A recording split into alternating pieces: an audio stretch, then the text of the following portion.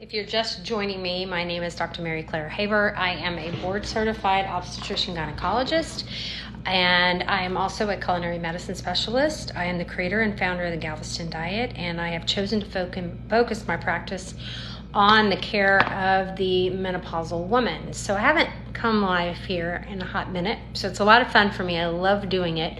And what I typically do is just leave the floor answered for questions about women's health, menopause treatment, Galveston diet, really anything that you have. So if you are wanting answers to your burning questions, then I will ask you to drop a note in the comments below. And if you're just joining me, you want to give me some likes by tapping my face, take your finger and tap my face 10 times, and that will give me a few likes.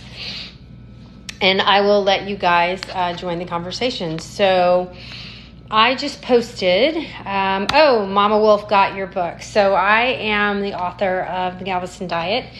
Hopefully happen to have one right here. So I know this is backwards to you guys.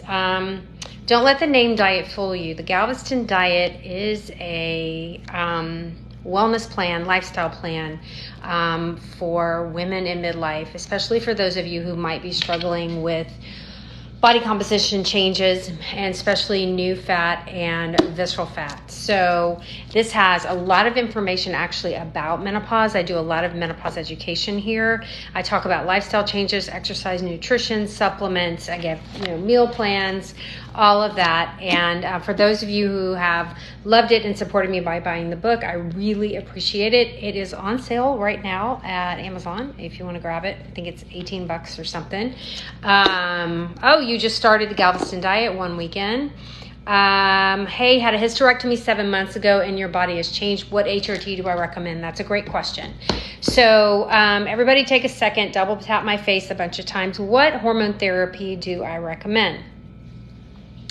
Typically, when I'm discussing hormone therapy with a patient, we have to consider when a doctor talks about hormone therapy, guys, thank you for the heart and the love and the likes and all of the shares. It really helps drive the algorithm and keeps me relevant on this platform.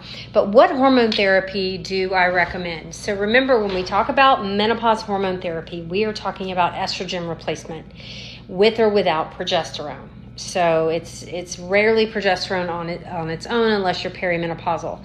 So if you've had your ovaries removed or you're fully menopausal, we start with estrogen. If you still have a uterus or you do not have a progestin-containing IUD, then we also discuss progesterone, though there may be some health benefits for progesterone outside of protecting the endometrial lining. Testosterone is a separate conversation, even though testosterone is hormone therapy.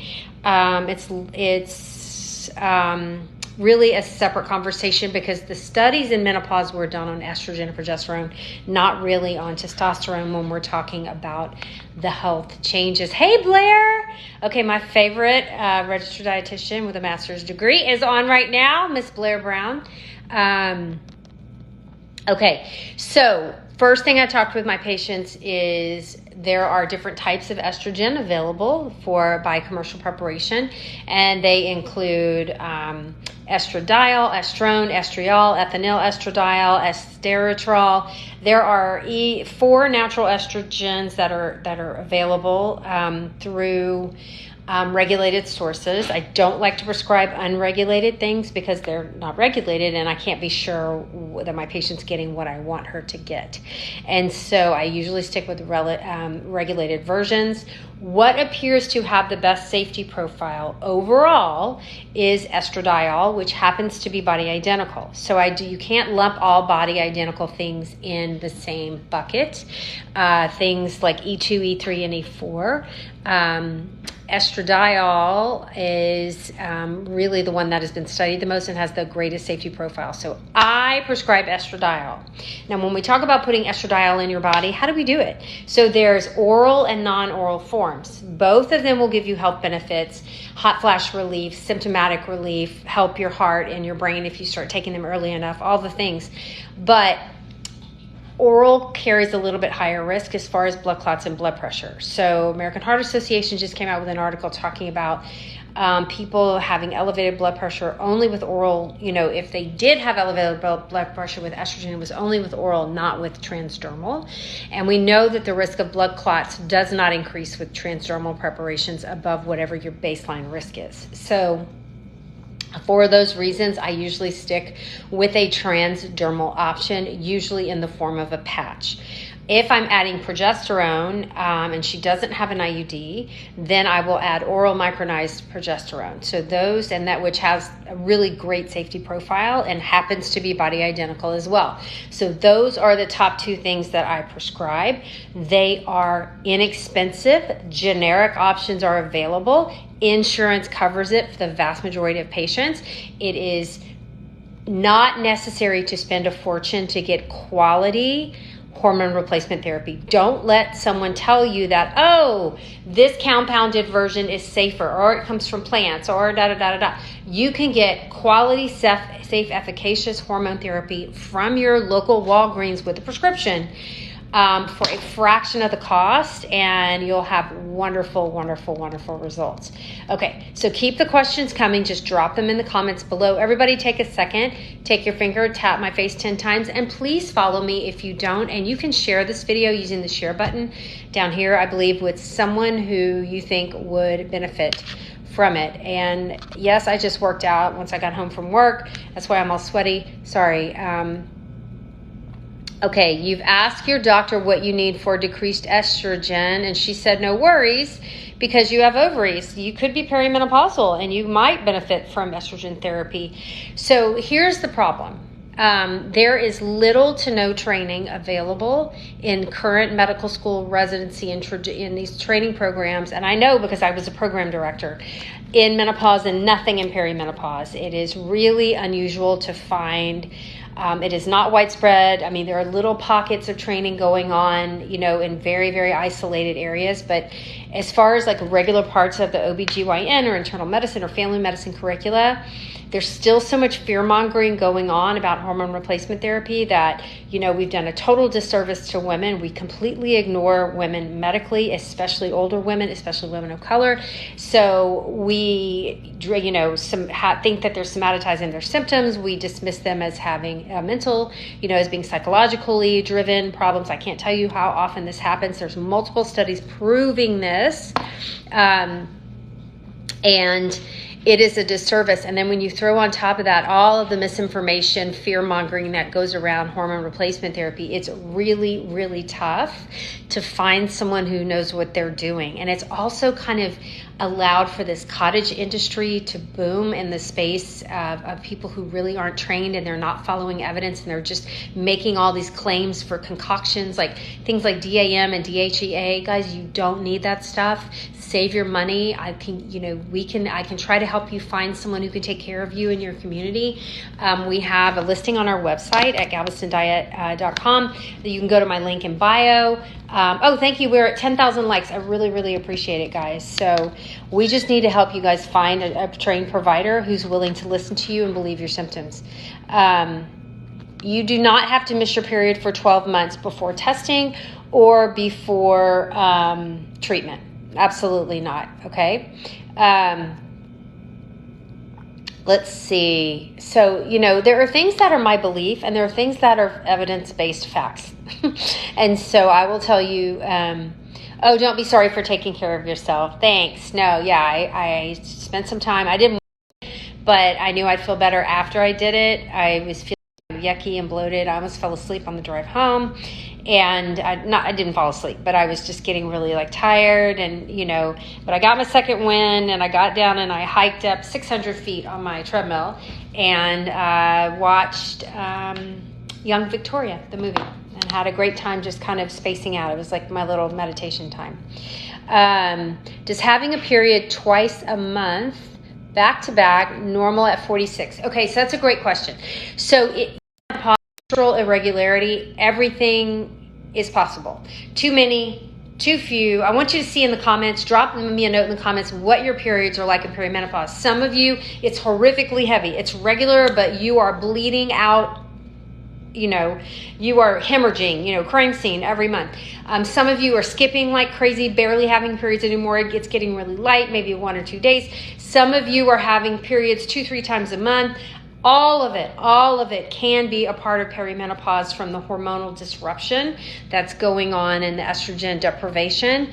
And it can present in multiple different ways with your periods. So, catching me live, love my advice. Thank you so much. Every other month, you're getting your period. Crime scene. Yeah, crime scene in my pants. Too many, 2 weeks. Yes. Now, sometimes it's perimenopause and something else, and polyps, and adenomyosis, and fibroids or endometriosis.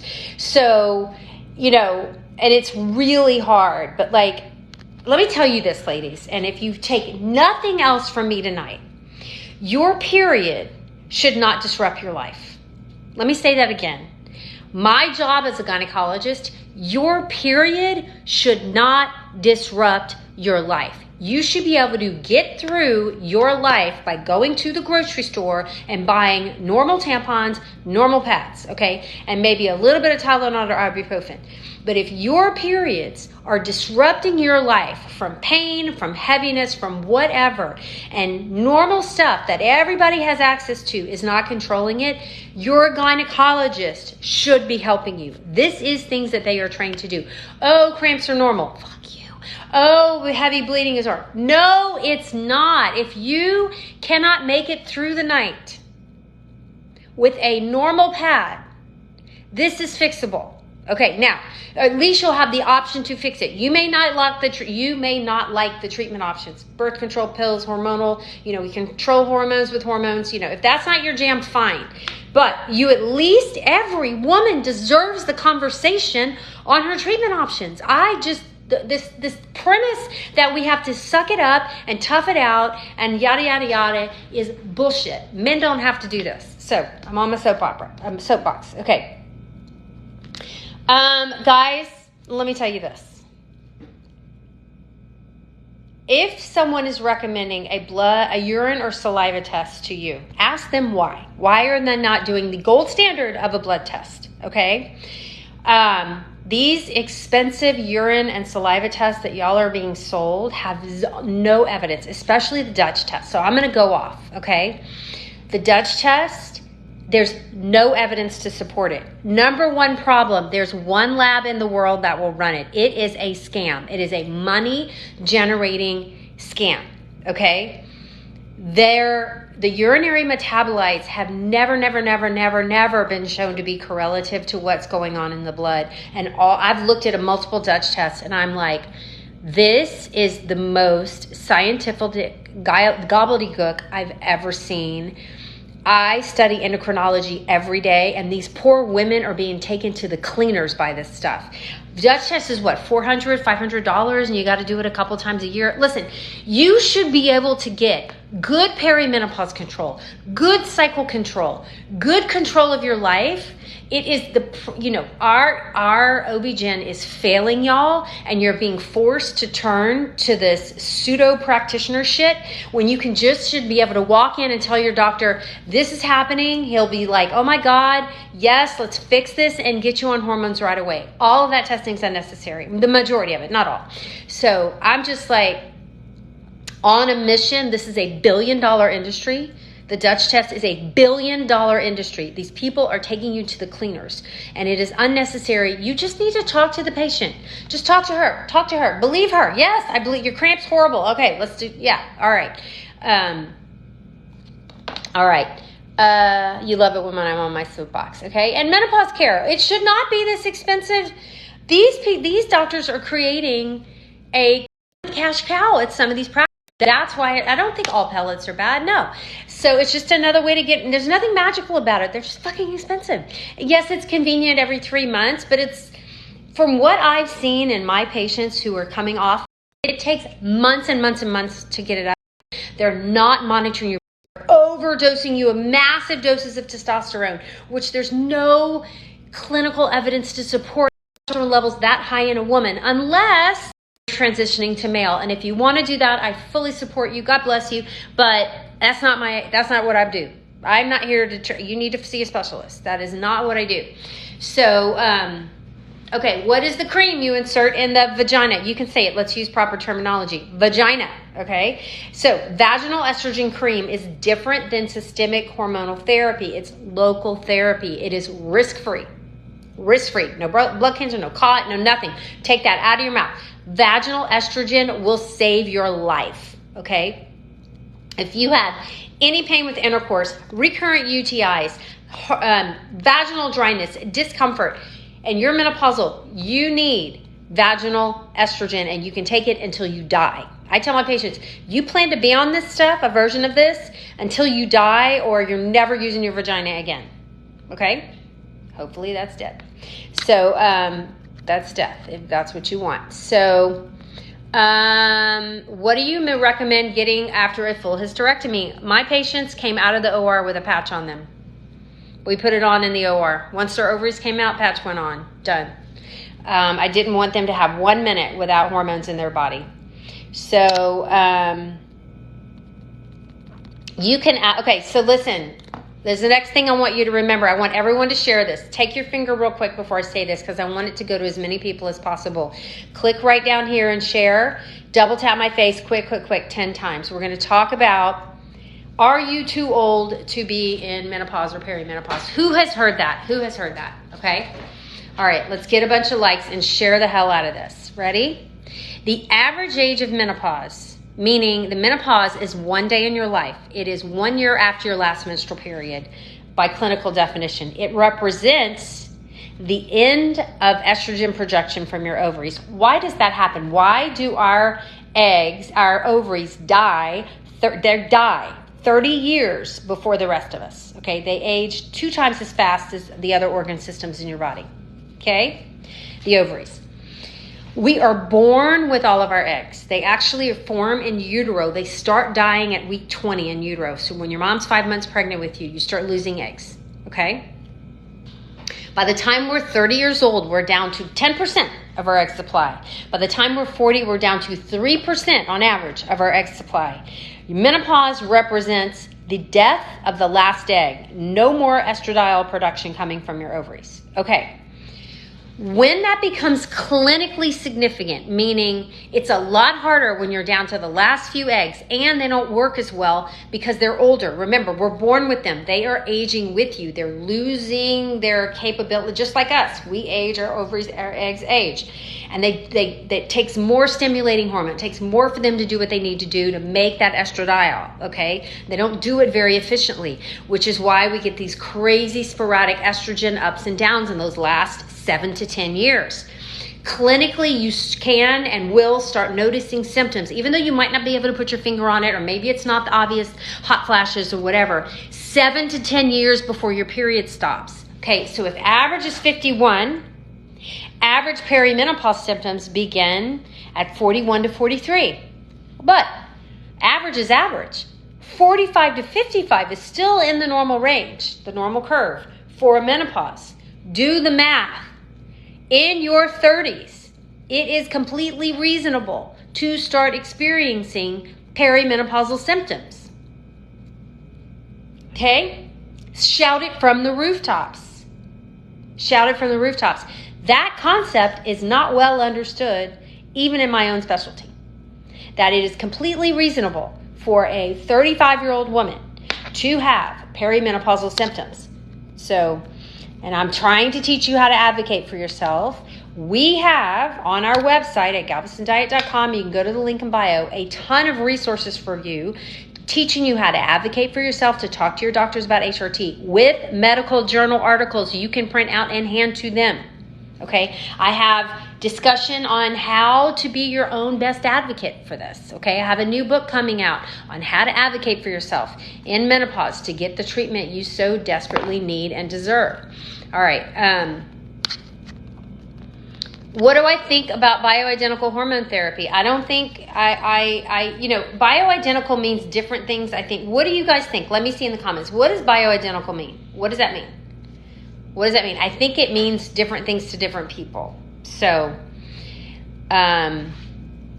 let's see. What do you think bioidentical means? Oh, you just ordered the Galveston Diet book. Thank you. A ton of menopause information in here. Okay, don't let the word diet fool you. anything man-made, there are all kinds. Doctors need to be educated. Matches what your body makes. Right.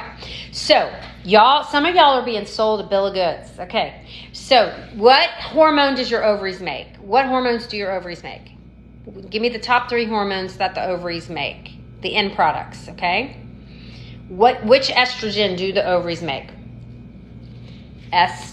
Which estradiol? Good, that's right. Estradiol, progesterone, right? And testosterone. Half of the testosterone in your body is made in the ovaries, the other half in the adrenal gland. Okay.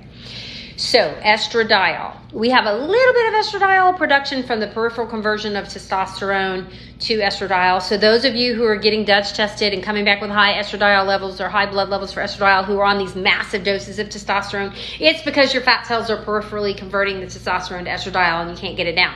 DIM is not going to be your friend. Don't take DIM, okay? It's not going to help you. That's not what DIM does. So, bioidentical simply means identical in chemical structure to what your ovaries used to make. Now, a lot of y'all are being given, who's given biest and triest? Do y'all know what that even is? Biest and triest. So, biest has estradiol, triest has estradiol, but bi means 2 and tri means 3. Biest is estradiol and I think estriol. And triest is estradiol, estriol, and estrone. Estrone is also made from the peripheral conversion in fat cells. It's not very biologically active, and there is no medical research to justify its use. Estriol is what your placenta makes in pregnancy. Again, no studies to support its efficacy, safety, or use, but it's in all this medication that a lot of compounders are putting in. I only give, but it is body identical, but why would you want to take a pregnancy estrogen hormone? Why? Okay? You guys, estradiol is all I prescribe, pretty much 99% of the time, okay, for menopause hormone therapy. It happens to be bioidentical, not because it's body identical, because it works, because it is what your body used to make. And I know that, you know, in your 20s, you didn't get breast cancer. So I'm going to give you back what you made in your 20s in very large amounts and, you know, hope for the best. It makes no sense that a hormone that you naturally make causes breast cancer. It might feed breast cancer. And why is it when your estrogen levels are the absolute lowest, menopause, that you have the highest chance of breast cancer? So there you go. All right. So estradiol, progesterone, oral micronized progesterone is the safest body identical. It happens to be body identical. And testosterone in its native form, the way most people prescribe it, is also body identical.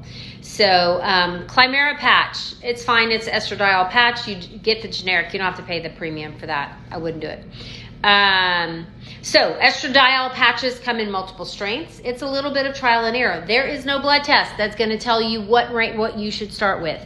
I literally look at the patient's age, her weight, her symptoms, and I go from there and I tell her, we're going to experiment with this dose.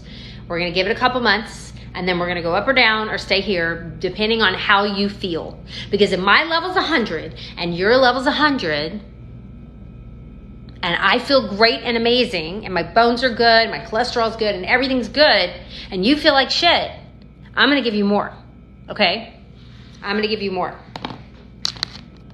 Yes, I'm taking patients, but we have a waiting list. I'm about to hire a nurse practitioner. Oh, if y'all know anyone in the Houston area who wants to come and work in my clinic and do menopause care with me, who's a nurse practitioner, please reach out to Mary Claire Wellness, because we are starting to take applications for a job, and you are going to be busy, but there's no call, no weekends. It's fucking fabulous, and it is the most rewarding clinical experience I have ever had. Every day I get to help people get healthier and focus on preventative care and hormone therapy and listen to them and let them cry and get it all out, and then we just come up with a plan that includes nutrition and exercise and sleep optimization and stress reduction and you know, just putting my arms around her, and we're going to do this. We're going to get you through this time.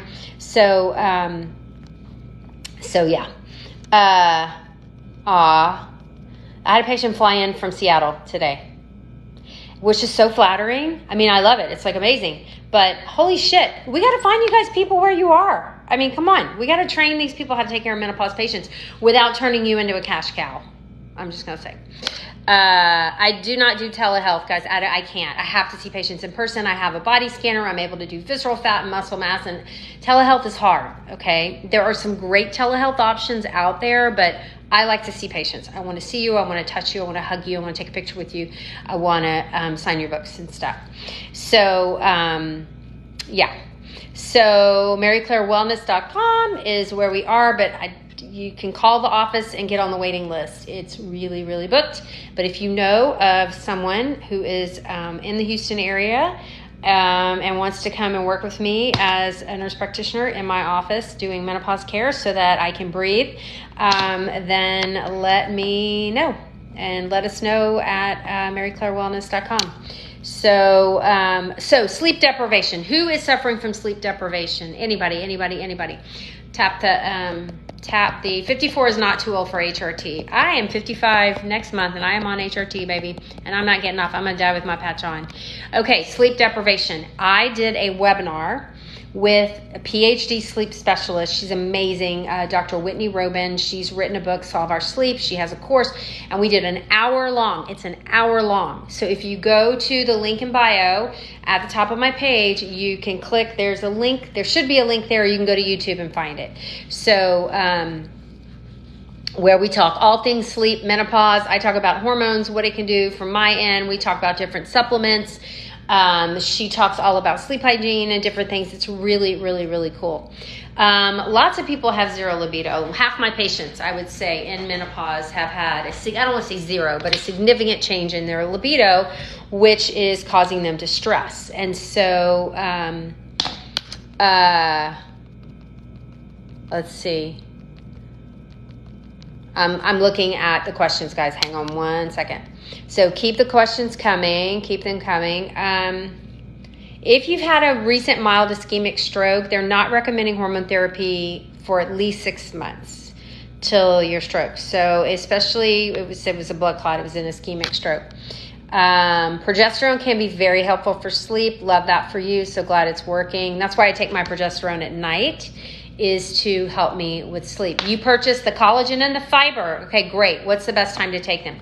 So I take my collagen and fiber supplements when I break my fast. So I fast in the morning. That's my choice. I really like the anti-inflammatory benefits and the health benefits. It's not a great way to lose weight. I don't recommend it for weight loss, but I do it for the anti-inflammatory benefits and metabolic health benefits.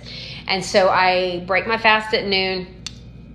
I immediately mix up my drink. So I put collagen and fiber from the Galveston diet in there. I add a scoop of creatine because I'm working on muscle mass, and to help with that. And I do a scoop of greens because my daughter bought some and I was curious. So, and then I take my supplements with my fiber collagen concoction. I do a big jug. I have a 30-ounce jug. And so I mix that up and sip at it over a couple of hours while I take my, I have the Galveston diet has an omega-3 vitamin D combo, turmeric. I also take magnesium L-threonate and some probiotics if I'm not eating yogurt that day. So that's kind of my routine. Sometimes I'll add, my B12's been running low, so I've been taking B12 as well to try to shore that up and help with my kind of borderline anemia. So it does seem to be helping. I gained 2 points in my blood count. Please do a course for NPs. I am. So we are right now working on a course where I can basically just teach someone who's interested in my protocol on how I take care of patients, how I incorporate nutrition through the Galveston diet, and how I do menopause hormone therapy. So that should be coming out by the end of the year, and then you'll be able to find those practitioners. I don't want to call it certified because they go back to where they came from to go practice medicine. They just understand how I do it, and I feel comfortable and confident personally recommending them because they've trained with me. So, but we'll get there. So no libido is okay. So let's talk about, y'all want to talk about libido? Y'all want to talk about libido? Yes or no? Yes or no? Okay. No libido, killing your relationship. You got the book and the ultimate pack. It was delivered so fast. Oh, I'm so happy for you. Thank you, thank you, thank you. Okay, we'll do a quick libido talk. We don't cover libido here in this book, but I will in the next book. Okay, so when a woman comes to my office and says, hey, I'm really struggling with my sexual function. I don't like the term libido. It means different things to different people. So sexual function, we have 5 buckets of reasons why she might not be happy with it, okay? Everybody keep tapping my face and giving me likes. And please follow me if you don't. I love to share all sorts of information. So right now we're talking about causes of female sexual dysfunction. 5 basic buckets, okay? Relationship disorder. If you don't feel supported in your relationship, if you don't feel close to that person, if if they disgust you or whatever, no medicine's going to help you with that. That is counseling. That is therapy, or that is finding a new partner, okay? No. Okay, so if you're like, no, I love her, I love him, we get along great, he's so supportive, I just can't, my brain won't go there. Okay, so then we are left with other things. Desire disorder, arousal disorder, orgasmic disorder, and pain, okay? If it hurts, if it's not comfortable, if it hurts, no one wants to do it. If it hurts, we got to fix that first. You must get that fixed, okay? Understand the psychological ramifications of giving you a higher libido and making your body want to do something that is causing you pain and you don't like it, okay? So if you're not having pain, all right, then we have desire, arousal, and orgasmic. Orgasmic disorder can be primary or secondary. 10% of women will never, ever, ever have an orgasm. Clinically proven fact. Had a patient the other day. She admitted it. She said, no, I don't think I've ever had one. She said, it's pleasurable, but I don't know what people are talking about. She's tried everything, okay? It's never going to happen for her. And at this point, she's in her 50s. It's not going to happen. Imagine if that happened to 10% of men. It would be a national fucking emergency, okay? But no one cares about women and their pleasure, so, just throwing it out there. You can have secondary orgasmic disorder. I mean, you used to orgasm and now you can't. Now that can be a lot of things. That could be blood. It could be that you're having a nerve conduction disorder, or you're having like atherosclerosis in the area, you're not getting blood to the area, etc. Arousal is the physical response to a stimulus. So something stimulates you. You watch porn, if that's your thing, you read a spicy book, whatever, you look at your husband cleaning, putting the dishes away, I don't know, whatever does it for you. And you go, your vagina elongates, you have blood rush to the area, the clitoris becomes engorged, and you get mucus production. And that's a normal arousal response. So again, nerve conduction disorder, blood flow issue, not getting there, nerve, whatever, diabetes, long-standing diabetes, that's a problem. That's fixed with usually vaginal Viagra. You can vaginal Viagra basically makes more blood come to the area and hang out there for a while.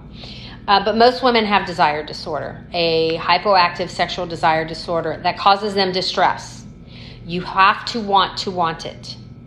You have to want it.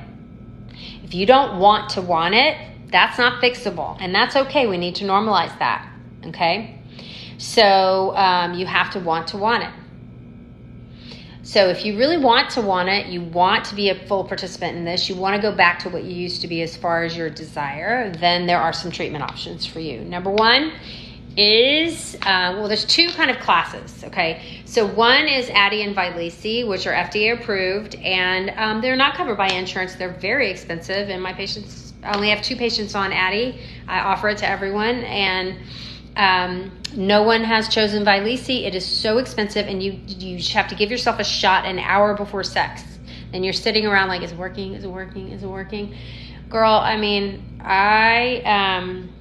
there are a lot of things I would do rather than wait an hour and give myself a $500 shot. A lot more things you can do with that money. Okay, so forget those, but they are available. And no one can afford them or wants the inconvenience. Then there's testosterone. So testosterone has not been studied in premenopausal women, only in postmenopausal women, but it did show an increase. Modest You're not swinging from the chandeliers, okay? So there you'll see, oh my God, you'll see all of this shitty ass internet ads promising you the moon. Get your realistic self together. How much more interest in sex is it going to take for you to be happy? What is it going to take? Be honest with yourself, okay? One spontaneous thing where you initiate sex a month, I got a lot of patients who are happy with that, okay? Just being receptive to your husband's advances, that's all it takes. So most of my patients who want to try something choose a little testosterone. I do it very, very low dose. We start low. We can work our way up. Most of my patients do great with low dose, and they don't have a lot of side effects. They don't have the hair, the deepening voice, and the acne, and all the things. So now, it's not FDA approved because the FDA sucks at a lot of areas, especially in women's health. I think it's better than nothing. I think it's better than the Wild West. But so I usually do have that compounded at a local compounding pharmacy for my patients. So I'm also using testosterone off-label for sarcopenia to help my patients who are really struggling with muscle mass, with aging, and risks of osteoporosis. Testosterone can be helpful. I changed your life. So I am a former PCOS patient. My PCOS was cured with menopause, and you still have insulin resistance, but my ovaries went to sleep, and I don't have to deal with that anymore. So I'd lived a lot of my med school and college years with pretty high testosterone in the 90s, and dealt with acne and all that. So I get it, but I am using it off-label for muscle mass for me, and I don't have any side effects. I'm doing great with it. So PCOS is polycystic ovarian syndrome. Girl, if you know, 10% of women have it. It's actually getting higher because it kind of is higher risk with obesity, and with the heavier you are, the more likely you are. It's not guaranteed that to have PCOS, and women are getting heavier, so PCOS is more common. Let's see. Bleeding in menopause should always be a concern, especially if you're not on HRT, and you should go to your doctor to be evaluated as soon as possible. Itchy ears, one of the cardinal signs of menopause that nobody talks about. Itchy ears, yep. Let's see. Oh, if you're feeling loopy on progesterone, that is a side effect of the oral micronized progesterone. Take it at night. Take it at night before you go to bed. Don't take it during the day. I don't use pellets for my patients. I just have a cream compounded for them because they can go up or down and control it a lot better than being stuck with a pellet for 3 months at a time. And I feel weird. I mean, I don't take insurance in my clinic, and I feel like if I was also personally profiting from the sale of medication out of my office, that's unethical to me. And so I just can't go there. And so I give patients really, really inexpensive options for their hormone therapy that is covered by their insurance, and they're super happy with me. So, and the testosterone cream that we get compounded, it's about $30 a month. So, okay. Is 60 too old for HRT? No, especially if you've been on it for a little while. It is a individual decision, and you should kind of go and hear what the risks and benefits and potential, there are certain windows of opportunity for estrogen that we lose as we wait to start. The further you are away from your actual menopause, the less likely you are to enjoy some of the health benefits of hormone therapy. So it's an individual decision to talk to someone who actually knows what they're doing. Let's see. You lost weight, but why did you gain waist circumference? Because you lost muscle and you replaced it with visceral fat. Menopause is never over, guys. Never, never, never. Now, the symptoms may get lighter, but remember, menopause is just more than just hot flashes and night sweats. And they can last 14, 15, 16 years. I mean, not everyone. Do not do the Dutch test, guys. Don't do the Dutch test. I cannot recommend it. I cannot recommend it. I cannot recommend it. If you're being sold a Dutch test, that doctor does not understand endocrinology. They're relying on a very expensive crutch, and all they have to do is go back to school and learn a little bit more, and all they have to do is listen to you and talk to you and understand what the endocrinological process of menopause is, and you can get treatment and therapy without a Dutch test, okay? Guys, if you have a blood clotting issue, transdermal estradiol does not increase your risk of clots. Let me say that again for those of you in the back. Vaginal, transdermal, and transmucosal estradiol does not increase your risk of blood clots over your baseline. I'm not saying you're never going to have a clot, but we're not going to make the risk worse with a transdermal option, okay? That's it. You are a candidate for hormone therapy if you have MTHFR or factor V or protein S. That's misconceptions. That's someone who's not kept up with the literature, and transdermal will not increase your risk of a blood clot. You are a candidate.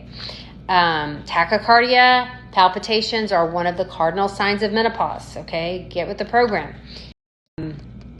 How do you find a doctor? Okay, I have three kind of resources for you. If you go to our website at galvestondiet.com, and we have a couple of blogs. One is how to find a provider for hormone therapy. So North American Menopause Society has some. We have a list compiled, and it grows every day, of people who found great menopause providers that they are happy with. They wrote testimonials, and we just compiled them for you. Okay, so it's like personal recommendations from my followers. Also, North American Menopause Society has a list of certified providers. Even both lists, call ahead. Make sure they're still practicing. Make sure they're taking new patients, and make sure they're really going to give you, at least have the conversation with you about hormone therapy. There are direct-to-consumer online hormone therapy companies out there. Not all are great. Some I would never send my dog to, but there are some I recommend. Evernow, Alloy Health, and MIDI Health. MIDI takes insurance. MIDI. MIDI Health takes insurance. Evernow, but they're not in every state yet. They're working on it, but those are the ones that I would send my family member to. Okay, they follow the evidence. They use FDA approved prescriptions. There's a couple out there. No way, Jose. I would not send people to. Let's see. MIDI Health has been great. I'm glad you had a great experience. Good. You have rapid heartbeats. Okay, these are happy to be out of the hospital. Oh, me. Oh, hey, Dr. Terry. Oh, my God. He's like a celebrity, Dr. Terry Simpson. Hello. Am I happy to be not practicing in the hospital anymore? Yes. I did that for Dr. Simpson. I was, faculty at UTMB here in Galveston for, I was a resident from 98 to 2002, and then I went out into a private practice in Houston for 3 years in a big generalist practice. Came back on as faculty in 2005 and practiced here off and on until I left in 2018 to become a hospitalist for 3 years. And the hospitalist position was like emergency coverage. So I covered the OR, uncovered deliveries, lots of, and then I worked through COVID. So call was killing me. I was not bouncing back like I used to, staying up 24-hour shifts. I knew I couldn't do it anymore and still have a normal life. And the Galveston diet was kind of taking off. I was trying to write the book. My online practice, my online activities were growing. And so I made the difficult decision in 2021 to leave the hospital and open my dream clinic, which is a menopause clinic. So I'm not doing pap smears, guys. I'm not doing any GYN procedures. I'm just talking to the patients, doing their body scans, coming up with, nutrition, health, wellness plans for them, and sending them back to their gynecologist for routine gynecology care. I don't miss surgery at all. I never loved surgery. It was like a necessary evil to help people. And at the end, I was referring big complicated surgeries out to the laparoscopic surgeons and all that. So I miss the mission work I used to do. I'd go to Dominican Republic and I worked with a certain group where I was doing hysterectomies and stuff.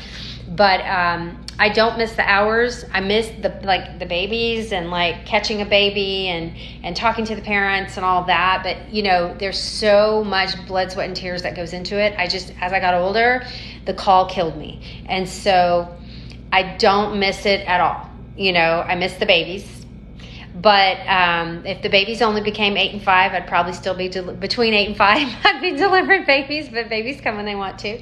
And but now I have this beautiful, fulfilling practice where I get to see patients and make my own rules. I don't have a boss. I don't have an administrator. I do practice medicine the way I want. I draw the labs I want. I don't have to answer to anybody, and it is the greatest thing I've ever done. And then I get to come online and just teach till my mouth stops working, and share and educate as much as I can. So hopefully that answered your question. What's the difference between Galveston diet and Mediterranean diet? Great question. So in Galveston diet, we talk a lot about intermittent fasting, which is one of the key components of the Galveston diet. That is not part of Mediterranean diet. The anti-inflammatory nutrition is very much like the Mediterranean diet.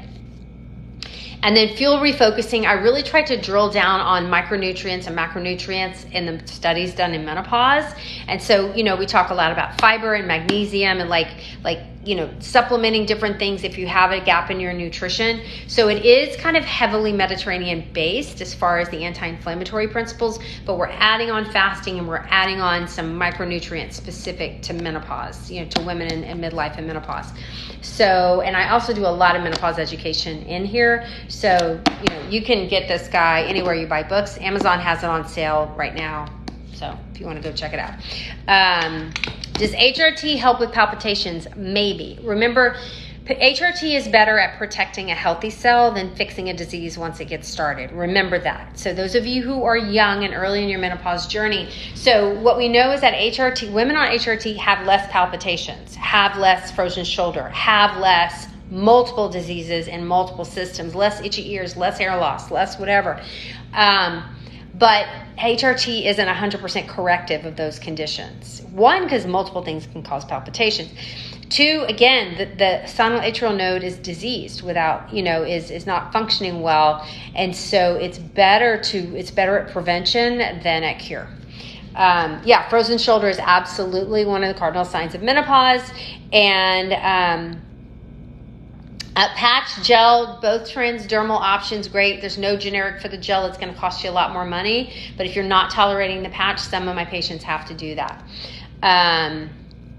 So what is that frozen shoulder? It's really called encapsulitis. So it's an inflammation of the capsule around the shoulder joint, and you end up with pain and loss of motion. So you end up not being able to do your full ranges of motion that you used to be able to do, and it hurts. So my thoughts on pellets, everybody asked that. Pellets are simply another form of hormone therapy. They're unregulated. I don't like that. They're expensive. I hate that for you. They are making a lot of claims that aren't true, that they're better, they're safer. They're just another form of shit to put in your body.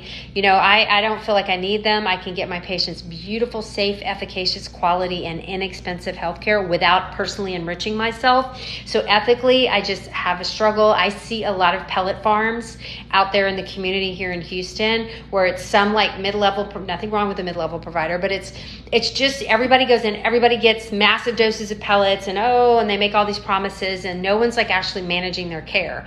And so I am not a fan. I just feel like I can get my patients wonderful care. They can use their insurance for it, and I don't need them. So yeah, and they turn into pellet farms, and like doctors are like buying boats and shit with it. So I just don't, I don't see a need. And trust me, the BioT people are not doing quality research on women. They don't give a fuck.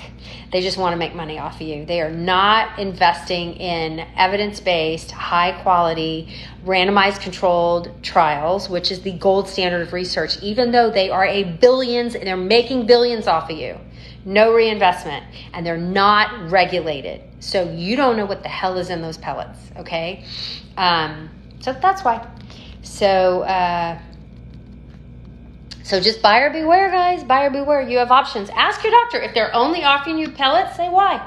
Why wouldn't you offer me all my options and you and I make a decision together what the best option would be? Like, why won't you give me a patch? Why do I have to have a pellet? No, because you're making them a shit ton of money. They're making $500 every time they put that in your ass. So, or whatever it is, whatever their markup is. So, yeah. Let's see. Found you a year ago and now on HRT, made your life so much better. I'm so glad. And look, if y'all love your pellets, great. Great. I'm happy for you. That's wonderful, but you don't have to do that. Girl, you can drive a Honda. Hondas are great. You don't have to have a Maserati. But if that's what you want to spend your money on, you do you, boo, but you have other options. And they're kind of elitist. Like, only rich white women can afford pellets? I mean, come on. That's only people who get quality HRT? Bullshit. So,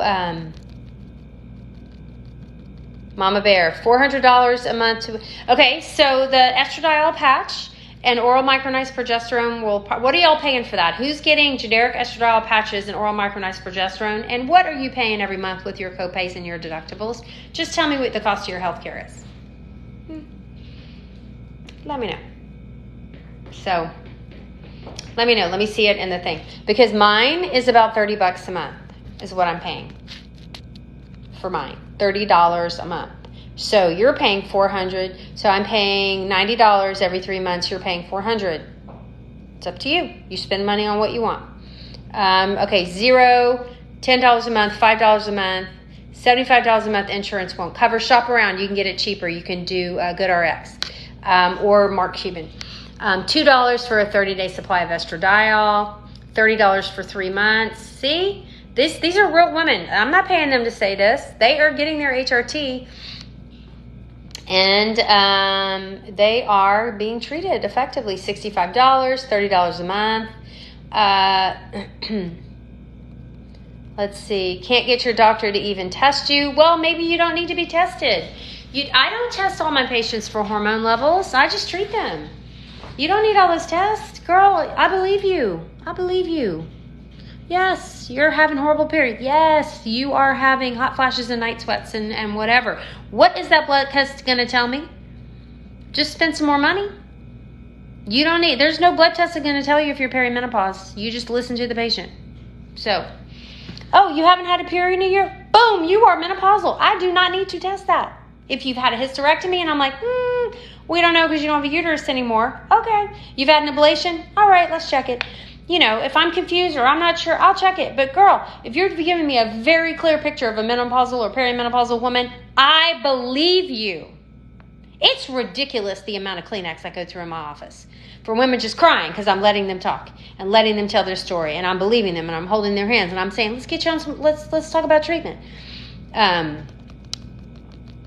Let's see. Divigel versus the patch. Money. They're both great. Just there's no generic for Divigel. I like Divigel. Cried in your doctor's office today. So much confusing information about what to do about this. There's no confusion here. Treat if you can. If you and if you have an absolute contraindication, we have other treatment options. Or if you just don't want to do hormones, you've listened to the rhetoric and the spiel on risk benefits, and you're like, not for me. We have options. There's other stuff you can do, but we have to treat it symptom by symptom. So you might walk out with 5 medications to treat all your symptoms, where you maybe just would have had 1. So that's the difference, okay? I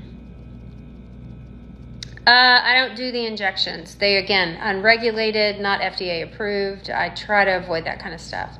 What would be a contraindication? Undiagnosed vaginal bleeding. You're having weird as shit vaginal bleeding, and we don't know why. We don't want to give you hormones until we figure that out, okay? Active breast cancer, not a candidate. Active uterine cancer or endometrial cancer, not a candidate.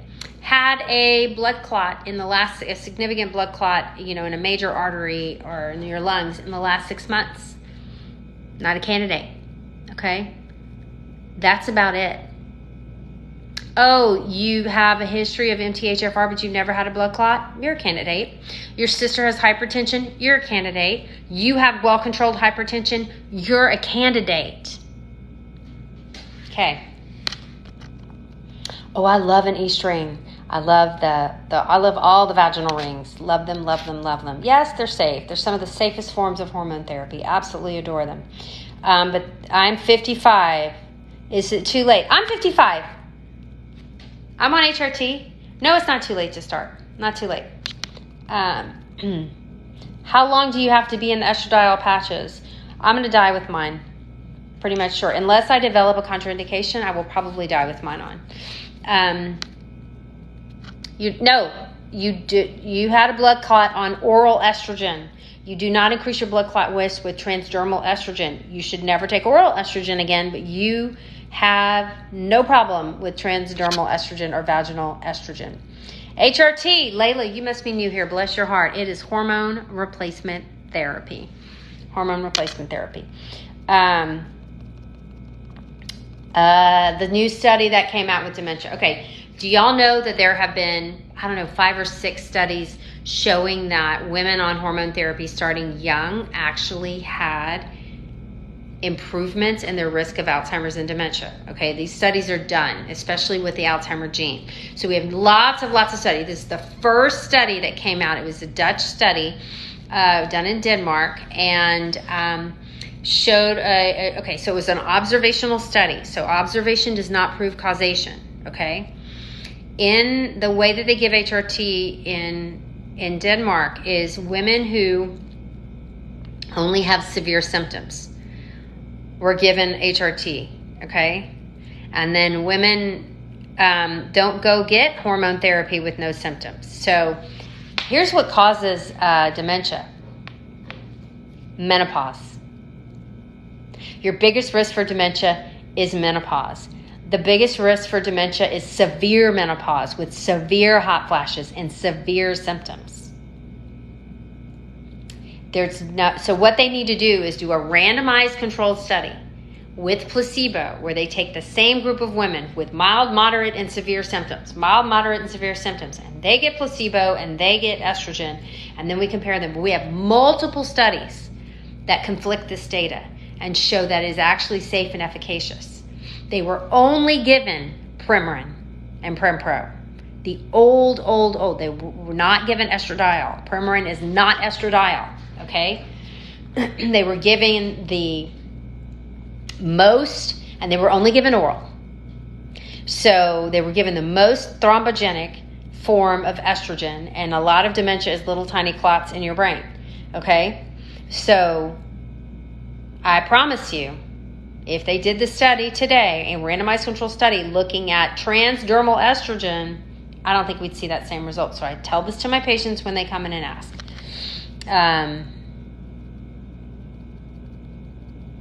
All right.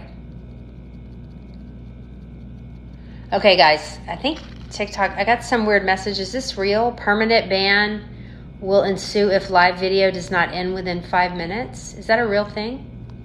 I don't even know. I've never seen that before. Okay. Oh, that's spam. It's a troll. Okay, that's a scam. Thanks, not real. Trolls delete. Okay, cool. Not real. Okay. All right. One more question. It's like 9:24. I have clinic tomorrow. I have to go to bed. You had endometriosis. Are you a candidate? Yes. There's a beautiful opinion from an endometriosis expert, and they've done some. She went back and looked at a ton of data. A lot of women are being denied hormone therapy because of a history of endometriosis. HRT in the doses that we give them in menopause, I would never do pellets if you've had estrogen, because you don't know what you're getting. But if you stick to the controlled doses, we see that there's no reactivation of your endometriosis. So you're just getting unnecessary suffering. So absolutely, if you've had endometriosis, you absolutely can do it. You just bought the book. Thank you. Okay, shameless plug. I am the author of the Galveston Diet. I live here. I live in Galveston, Texas. This is my home. I named it after the place I call home. Diet is a 4-letter word, I know. But in medicine, diet means a pattern of eating. And, I was prescribing this to my patients. It was my little passion project. It was not like a thing. I didn't know it was going to go on the internet and write a book when I started playing around with this. And so I just called it the Galveston Diet because I thought it would be weird to call it the Mary Claire Diet or after me. And so, there was like South Beach, and I was like, well, that's a good name. Let's do Galveston. Yay. And so really it's a lifestyle and wellness plan. It's really seems to be helping a lot of people. It's on sale at Amazon right now. I suggest you go and check it out. And we got 7 weeks of meal plan suggestions, lots of information on menopause. Berberine, I would not take berberine for weight loss. Guys, Supplements really don't help with weight loss. Okay, I hope y'all know this. But berberine seems to be effective for cholesterol and insulin resistance. So my patients who are coming in with elevated cholesterol, and they're especially women in menopause, your cholesterol goes up. It's an independent risk factor. Menopause is an independent risk factor for elevated cholesterol. I'm not rushing to put them on a statin. Statins do not decrease your risk of cardiovascular death in women, okay? I let their cardiologist kind of talk to them about that, but here's what decreases your risk of cardiovascular death if you start early enough, more than a statin, is hormone replacement therapy. So we get them on HRT. I make sure they're getting 25 to 35 grams of fiber in their diet per day, and I suggest a berberine supplement. You want to do liposomal berberine. Berberine in its natural state does not have great bioavailability. It's not absorbed, and I don't sell this stuff. It's not absorbed. I do sell a few supplements, but not this one. And so I'm recommending liposomal berberine to help decrease, and we are seeing some improvements in A1C as well. So there's plenty of studies out there. Y'all can go and look them up yourself. But for my patients who are coming in with elevated cholesterol, we're hitting exercise, diet, fiber. Berberine is kind of an HRT if they're a candidate, and that's where we're starting, and it seems to be doing okay. So can menopause cause joint pain and inflammation? Cheryl, where have you been? Absolutely, yes. Musculoskeletal, new onset musculoskeletal pain, joint pain, muscle pain is, what is going on with my hip? Absolutely one of the hallmarks of that. Of menopause, of estrogen deprivation. I'm going to stop calling it menopause and just call it estrogen deprivation. Let's call it what it is. Well, it's natural. So is erectile dysfunction and presbyopia. Nobody gives you shit for treating that. What do I think of the Dutch test? Save your money. Save your money. I do not do Dutch tests. I don't recommend a Dutch test. I think people doing Dutch tests don't know what they're doing, and they're relying on this creepy test and forcing patients to spend hundreds of dollars when all you have to do is talk to the patient, listen to the patient, get a few blood tests to make sure it's not hypothyroidism or hyperthyroidism or Hashimoto's or autoimmune disease or nutrition deficiency, whatever, but like, God damn it, listen to our patients. Believe her. You don't have to do all this crazy ass test.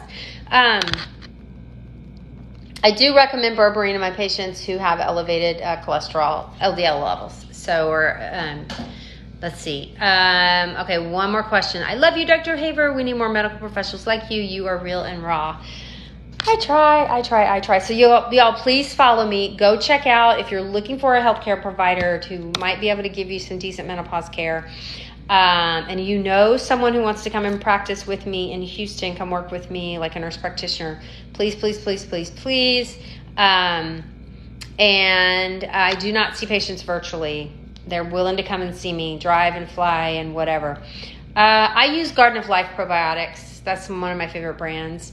You need to talk to your doctor about Ozempic. Everyone's asking. I have a very, very small number of my patients who have lifelong obesity on Ozempic. I've done it in cooperation with their internal medicine doctors or obesity medicine specialists, and I'm handling the nutrition part for them in the HRT. But it is not something that I routinely, I think it's a great medicine. I think it definitely has its place. But, I don't think it's for everyone. Nothing's for everyone. Let's see. All right, guys. So follow me. If you haven't checked out the Galveston Diet book, go get it. Go to our website at galvestondiet.com. We have wonderful, wonderful resources in our blog. So many wonderful things for you. And you want to check out my clinic. The link's all in my bio if you go up there. And the clinic is maryclairewellness.com. We have an online version of the program, which we have coaching options. If you like to watch the videos of me explaining all the nutrition, it's all in there. Thank you for ordering the book. That's great. You have a signed copy. The second book is coming out, I think, by May, and it's called The New Menopause. So it's all about hormone therapy and other options and what we know about lifestyle and nutrition that can treat the different symptoms of menopause. So all right, guys, have a great, I do talk a little bit about medications, yes, in the book. Thank you. You changed my life. Oh, thanks, guys. All right, guys, I'm not prescribing Veoza. It's $550. I can fix your hot flashes for $2 with estradiol. Don't need it. Okay, take care, guys.